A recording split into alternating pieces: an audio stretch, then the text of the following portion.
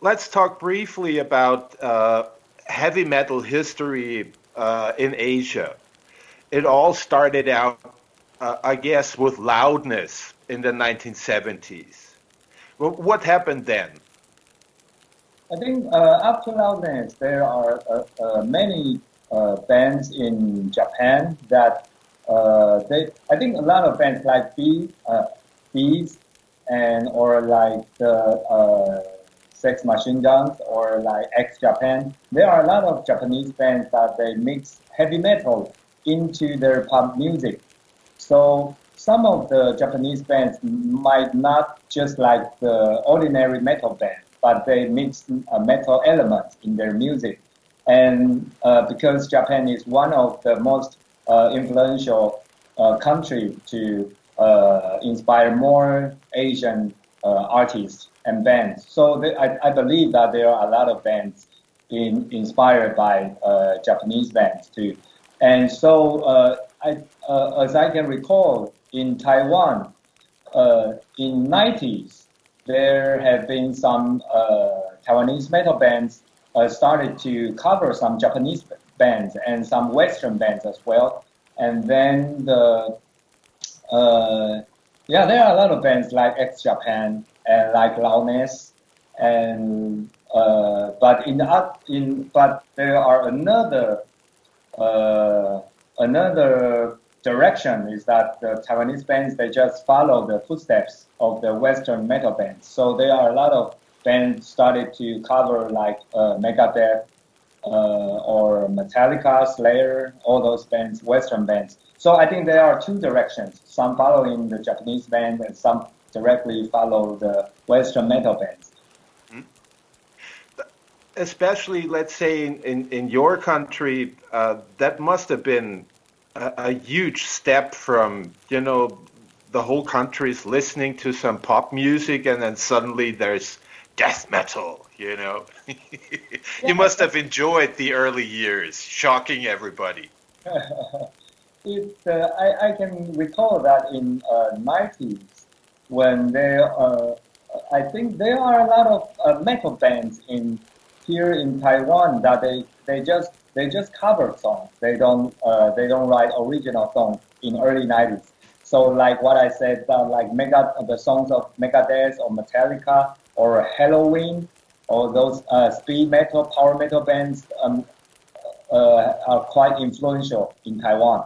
And then in late 90s, there have been some movement in Taiwan in the music scene that it's about writing our own songs. So it's not only metal bands started to try to write our own songs, but also the different bands of different rock genre in Taiwan started to write original songs in late 90s. So CHTHONIC, my band, was one of those bands decided to write our own songs. And then from that, from those years, then I think the Taiwanese rock fans started to build up our own scene. Then it used to be only metal fans follow those local metal fans.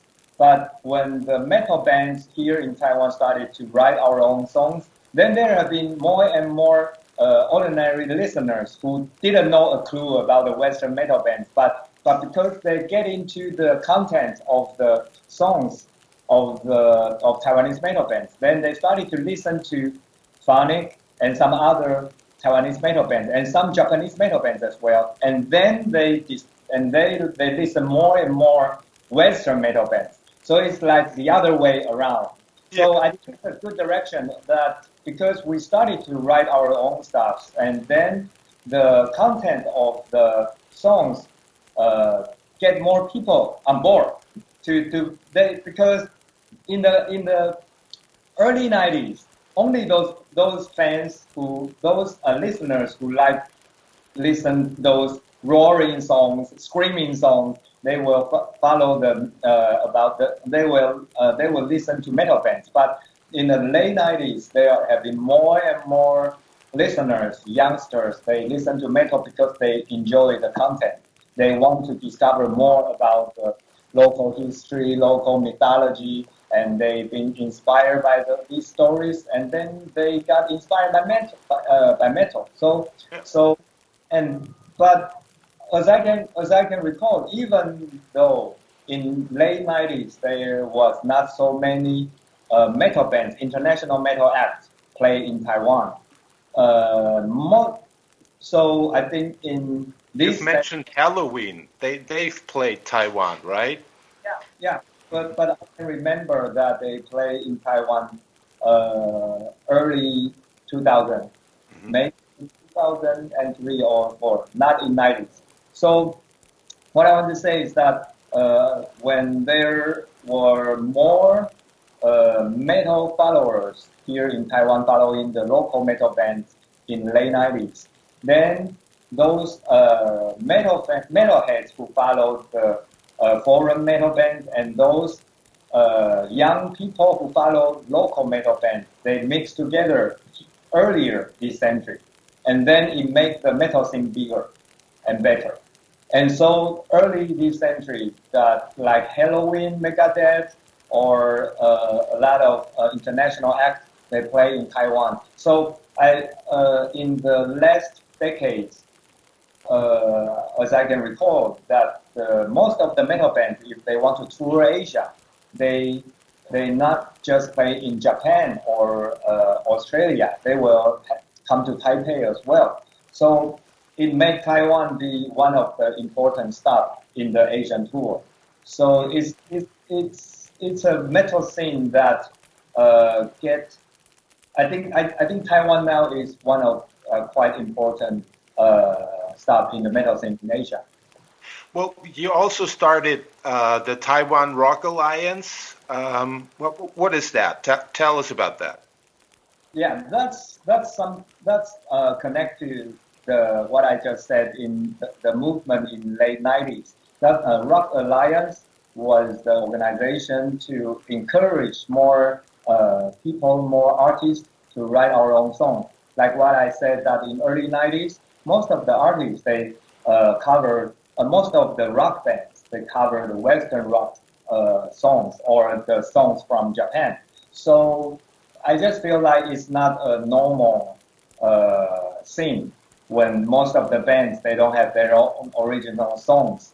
So in the late 90s, me and some of my friends, we started to organize Rock Alliance and to encourage students and young artists to write our own songs and to develop our own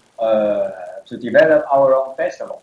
So in early this century, we started Formosa's festival. That's one of the first international metal festival in Taiwan. We got Biohazard and we got Biohazard and Megadeth to play that festival, and then we have another festival called Megaport Festival in south of Taiwan. So what I want to say is that Taiwan Rock Alliance and many other Taiwanese organizations started from late 90s, which actually was one of the movement of Taiwanese democratic movement.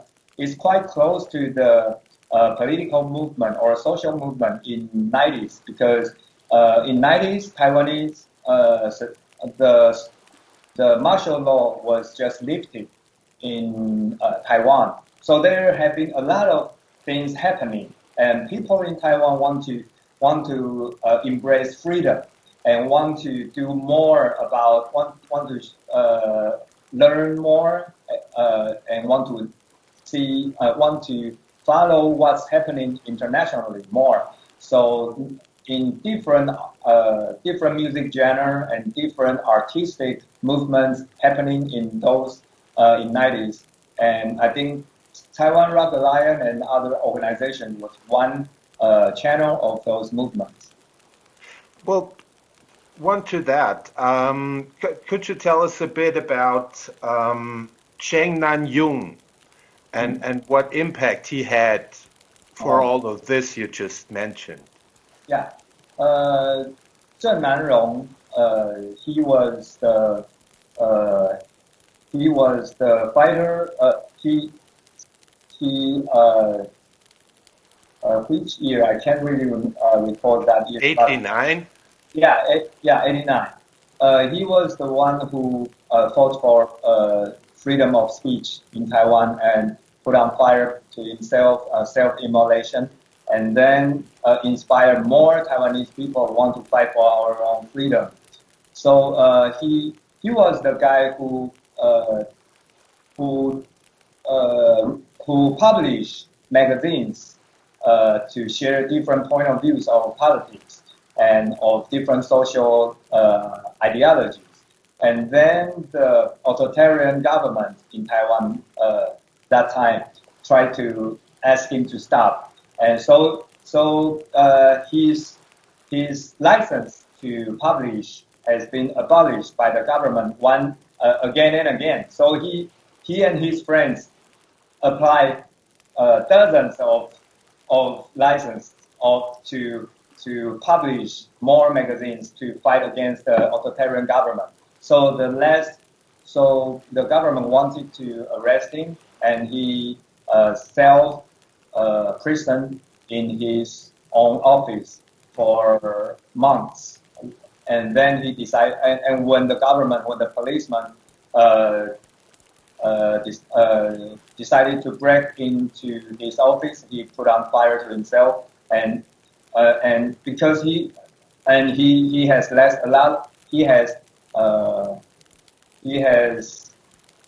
a lot of words to the people who supported him, that he believed that to sacrifice himself can inspire more people. So actually, after his death, there were a lot of movements, like I just said, happening in the 90s, and people want to follow his footsteps and want to change this country.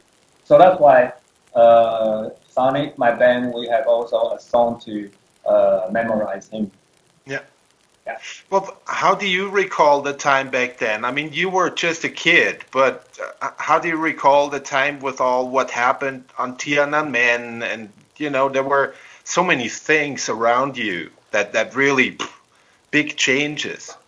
I can't really, because Tiananmen happened in China, so I can't really recall the connection between Taiwan and China. There have been something happen in news, but I don't feel like it's too close to me. But the things happen, but Zheng Nanrong's immolation is really because it happened in the streets in Taiwan, and it's happened here in this society. So I was shocked. I was just a kid, and the government said that he's not a hero. He said that he set fire to the policeman, but accidentally been inflamed by himself. So he was. There have been a lot of different information exchanged. I was kind of confused because I was so young and I didn't really know what to believe.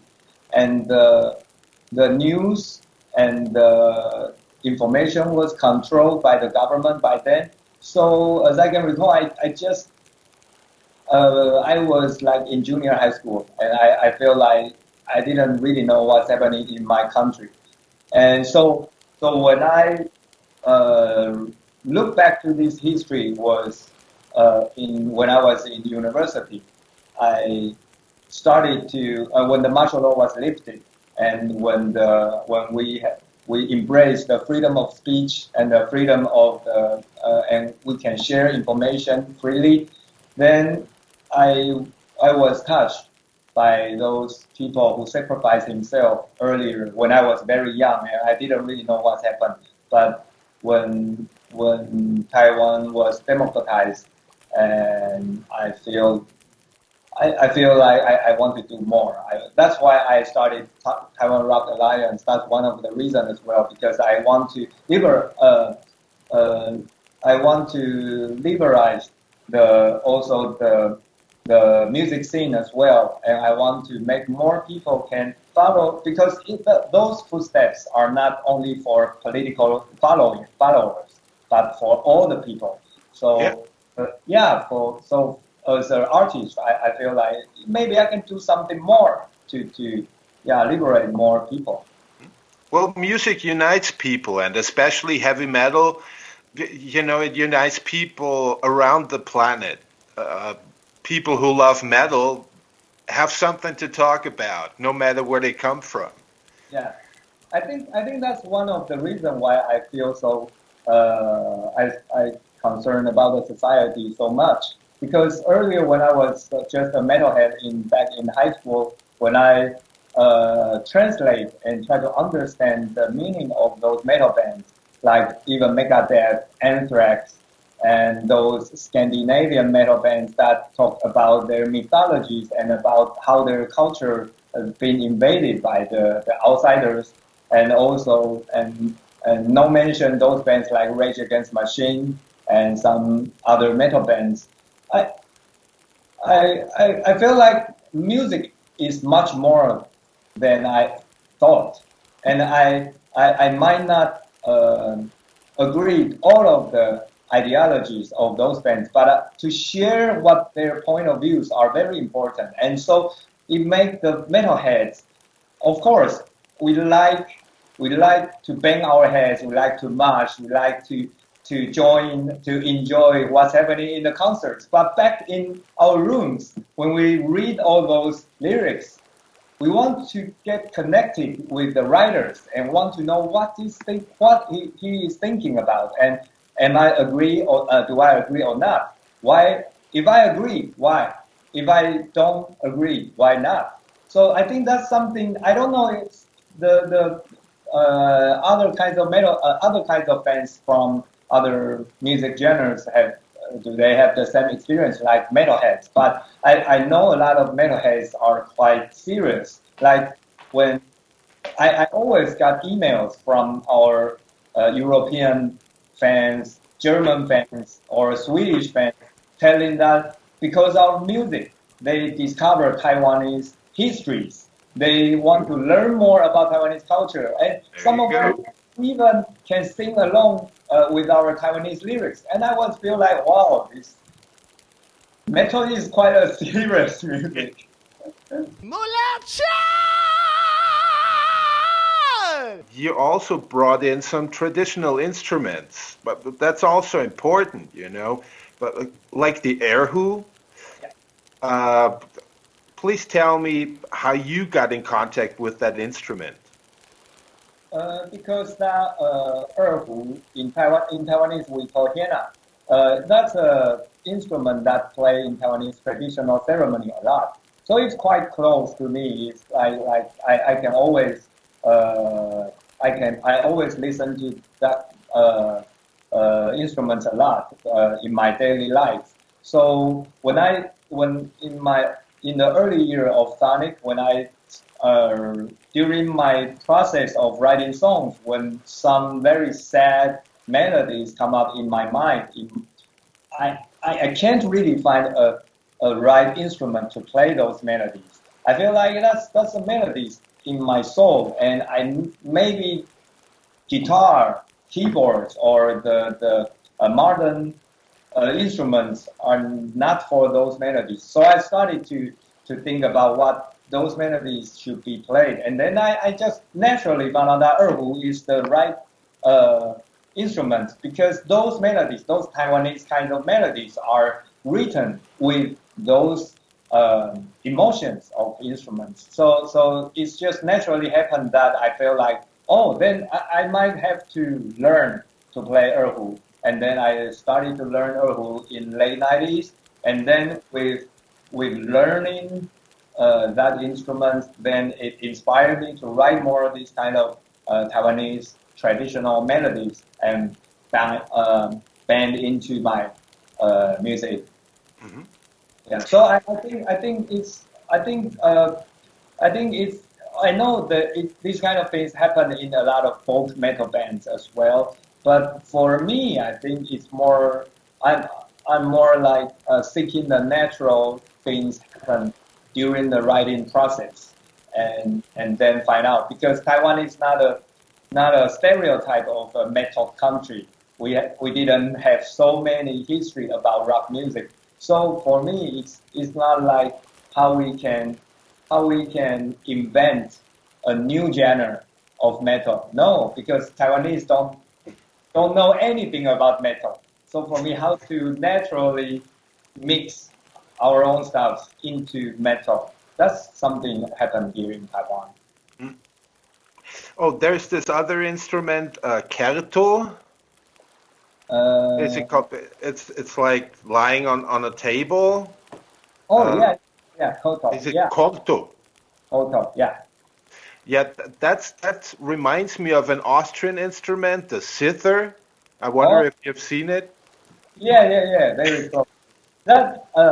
That's a instrument that being played in Taiwanese pop music a lot, and that's an instrument always played in very sad Taiwanese songs. So when I write some music, when I write our own music, and I just recall that maybe I should use those instruments that my auntie likes, because that's something, or my grandma likes, because that's something very close to what I'm writing. So I just decided to use Koto. Yeah. There is a speciality in your band. You're married to the bass player. Yeah.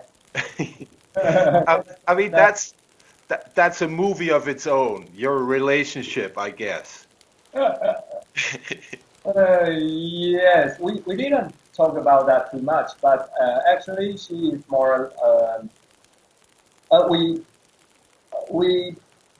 think we've been together for a long time, and then in early year of CHTHONIC, when our first bass player decided to leave the band, then Doris, I just asked her if she can join the band, and she just felt like maybe because she knows what I'm doing. She started Taiwan Rock Alliance with me, so she knows my idea, and she and like what I said, that in 90s it's not that easy to explain to some musicians about what I'm doing, because it's not like all the rock fans or metal fans know about why I'm roaring or screaming. And then, but Doris, she started to listen to metal in 90s as well. So I feel like, it's easy to communicate with her. Yeah. And which is also quite unusual for a metalhead, but you're very close to the guy behind you, to the Dalai Lama. He was one of the first to get to know that you become parents.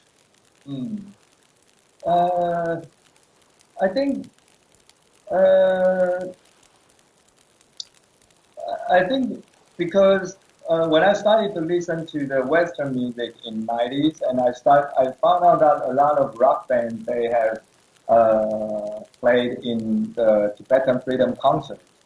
And then I found out that that's one of the reasons why I found out that musicians are not just about music, but also about the idea about to join more public movements. And then so through those Tibetan Freedom Concerts, I learned about Dalai Lama, and I found out that he's not just a leader of Tibet, but he has a lot of very optimistic, positive thoughts that can inspire people. So I think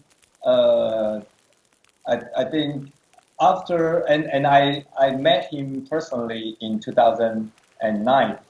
And I found out that he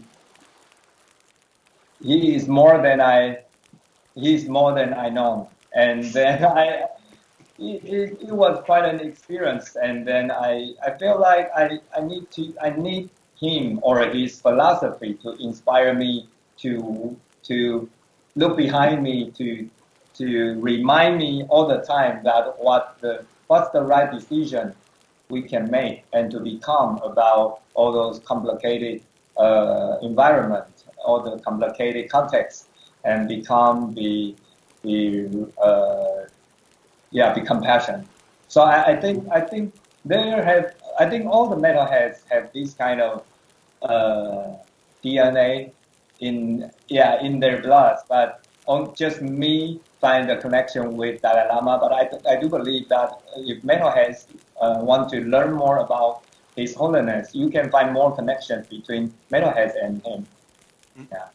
Even we look so tough and wild, but actually he got his wildness as well. That's so true. Yeah. MULATSCHAG. How do you see the future chances of democracy, well, in Asia in general? I do believe that in the last few years, people in the democratic world found out that a country like China that suppressed so many countries around it, and it's about time to try to make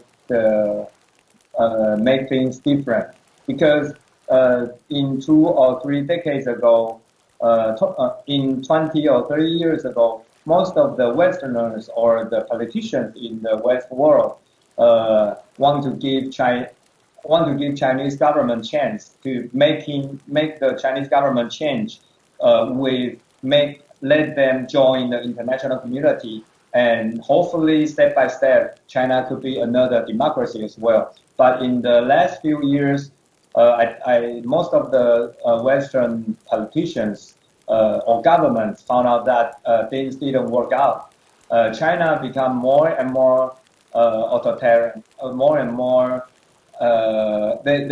When their economy grows and when they embrace more high technology, then they use all those resources to infiltrate democracies, to change democracy, to suppress more people, their own people, or even Hong Kong, or they want to they want to influence the regional security as well.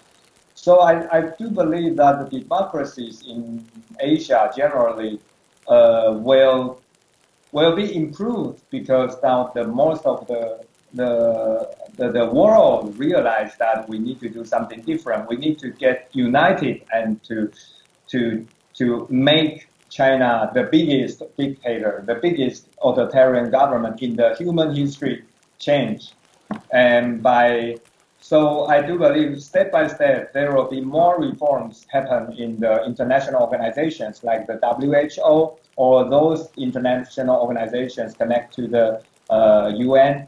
I do believe that there will be a lot of reforms be happening in the next few years, and all those reforms will be try to drag China to change. That you have to follow the general values. You have to the universal values that we embrace, like the freedom of speech, like the democracy and human rights. You need to go. You need to meet the standard to play a equal role in the international community. So I do believe that the democracy, the future of the democracy in Asia are quite optimistic.